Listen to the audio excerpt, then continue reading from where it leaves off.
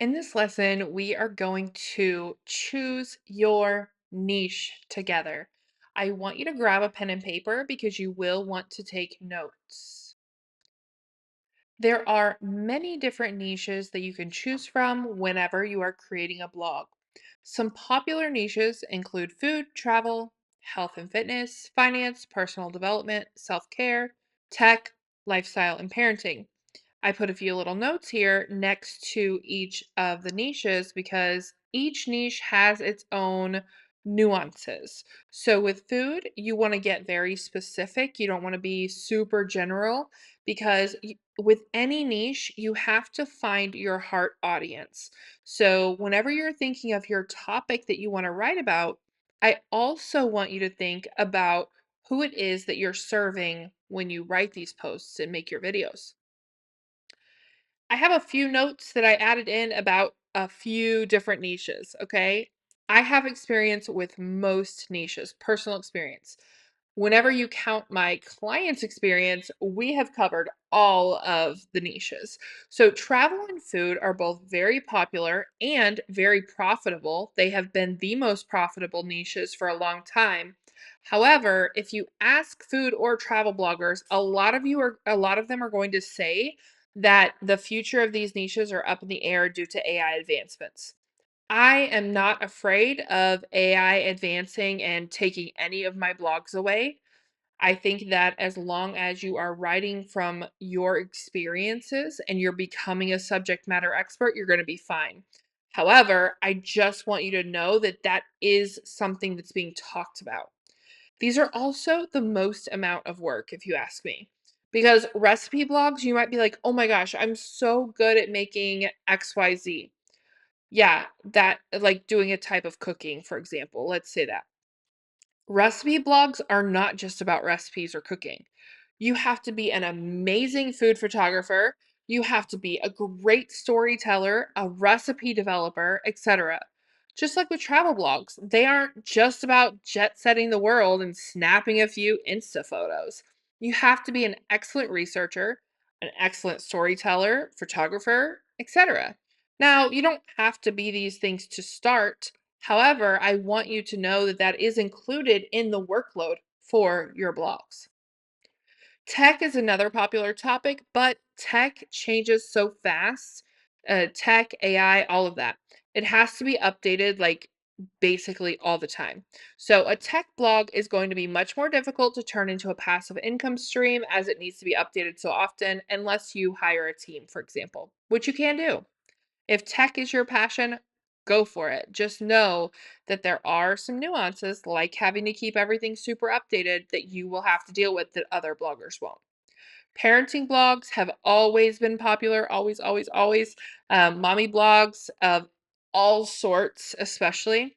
But one of the things I had a mom, I guess you could call it a mom blog for years. But one of the things I want you to think about if you do want to do a parenting blog is, are you excited about the topic now because you're passionate about, cloth diapers or breastfeeding or whatever? Are you still going to want to talk about that in 5 years when little Johnny goes off to kindergarten? That's what you have to think about. So, what makes a niche a good niche? A good niche is a topic that you can write a lot of blog posts about and make a lot of videos about that you will enjoy working on becoming a subject matter expert in, and that others are also interested in. There has to be enough interest, there has to be enough potential readers. So, if you're doing a travel blog, say that you're doing a local blog, that's fine, but does your local town have enough people? Does it have enough tourist traffic? Does it have enough of a potential audience to sustain a blog that's going to make money? The best niches are going to help people save or make money or improve their lives in a big way. That's why health and fitness does so well, is because if you can show people your transformation and teach them how to transform in the same way, they will pay you all day long. Now, one phrase you're going to hear a lot in the blogging industry is oversaturation, and you're going to hear it in digital marketing too. Some niches are more crowded than others, yes. However, do not talk yourself out of a niche choice due to oversaturation. That is a myth. Saturation just means there are customers. You have to figure out how you are going to stand out. Is it more difficult to stand out in a saturated niche? Yes and no. I have never had a problem standing out no matter which niche I go into because I always think about a unique angle before I dive in. There are a few things I want you to consider about other topics. So, while it is not impossible to rank for medical topics, please be sure that you're ready to tackle the uphill battle with search engines mostly if you're going into the medical niche. I do have a personal blog where I talk about my medical journey, and it does rank for medical keywords. However, I'm not trying to monetize that all day, every day. Monetizing a medical niche can be a little difficult. On that note, the finance niche is super easy to monetize. However, if you're talking about credit cards, for example, there is a lot of red tape, a lot of hoops you have to jump through to be compliant. So, if this is your first blog and you want the path of least resistance, I would steer clear of medical and financial niches. Now, you're going to create a list here. You see this little check mark on the little clipboard? You're going to do some research and we're going to do it together, but you might have to pause this video, rewind, come back, all the things. All right. The way that you can do niche research is by searching Google Trends, google.com/trends. Check it out. Is your niche being searched for? Facebook groups. Are there Facebook groups, Reddit, like subreddits, other forums that are popular and active in your topic? Go look for your topic in Facebook. Find the groups, see if they're monetized. Also, you can look and make sure your niche is monetizable. Is that a word? By looking at other monetized blogs in your niche. So I have a blog post. I'll make sure it's linked below. It is profitable niche blog ideas and how to monetize them. If you have no ideas right now, press pause and go read through that blog post, okay?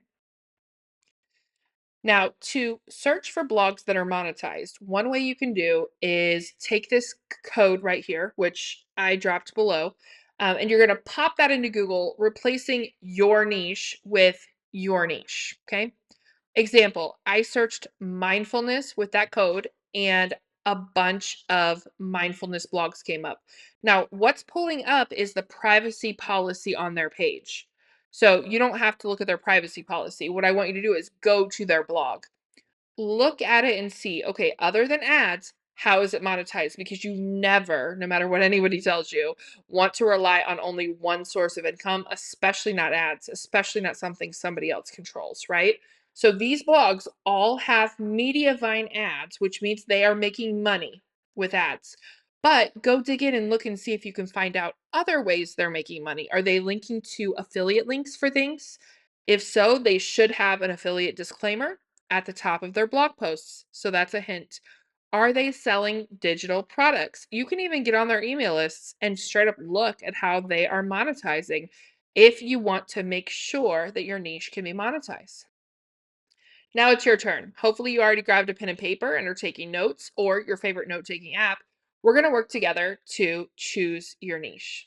If you are the type of person who needs very, very short videos, I would stop this video now and come back to it, make it a part two, and just take note of where you're at here on the call because this is going to be a process and I don't want your brain to start melting. So if you're already like, oh my gosh, let me take a break, go ahead. It's cool. Press pause, take a break.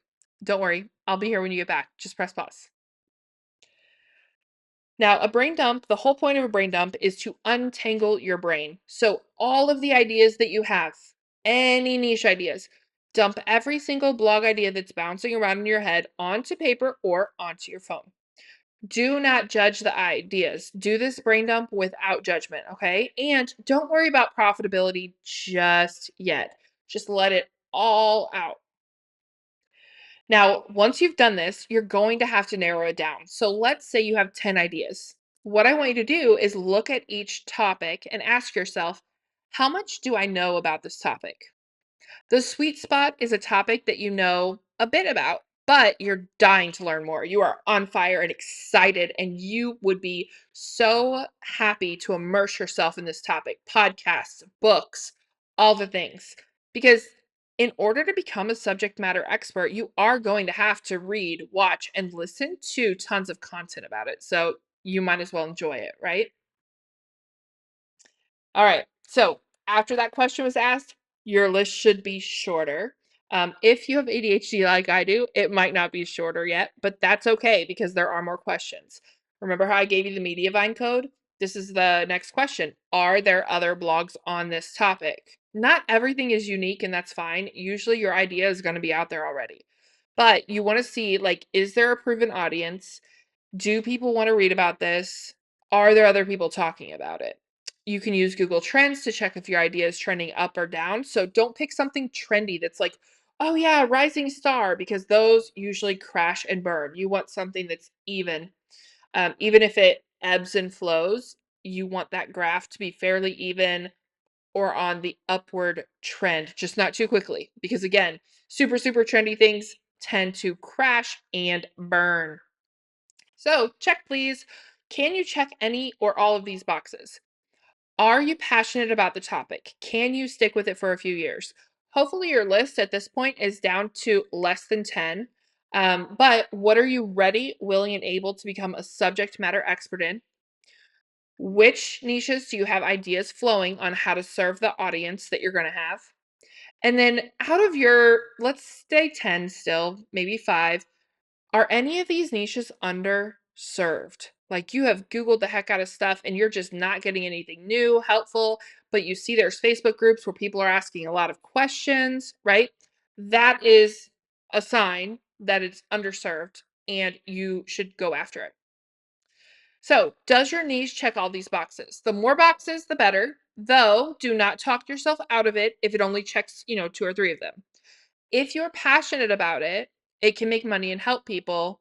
That's what it is all about. Now, I want you to make a decision. Narrow your list down to your top three if you haven't already. Or maybe you already have. Awesome.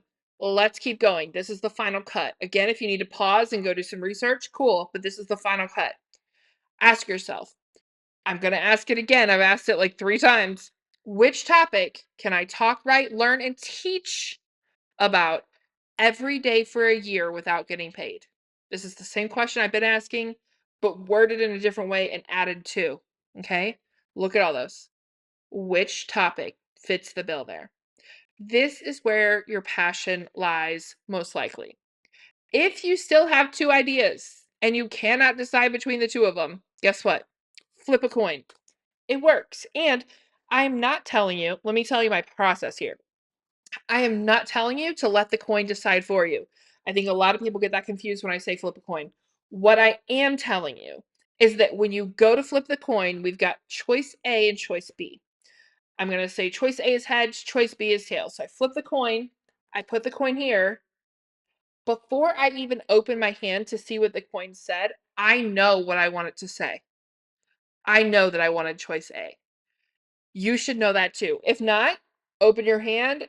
It's choice A. Do a gut check. How did that feel? Were you excited, relieved, or were you disappointed? That gut check is what is going to give you the answer on what your niche should be. So, if you need to watch this again, go for it. If you need to take some more notes, do some more research, go for it. Make sure you read the blog post that I made. It's very detailed and will give you tons of ideas. But at the end of this video, which is right now, you need to have a niche chosen and move forward with it and do not falter, do not change your mind. Go forward for this year. This is the path, okay? When you go and you choose a niche and then 3 months later you choose a different niche and 3 months later you choose a different niche, you're adding time onto your path and we don't want that. We want to do this the path of least resistance. We want to get to the money as quickly as possible without compromising quality, without burning out. Okay. So answer these questions and then leave a comment below letting me know which niche you chose to move forward with.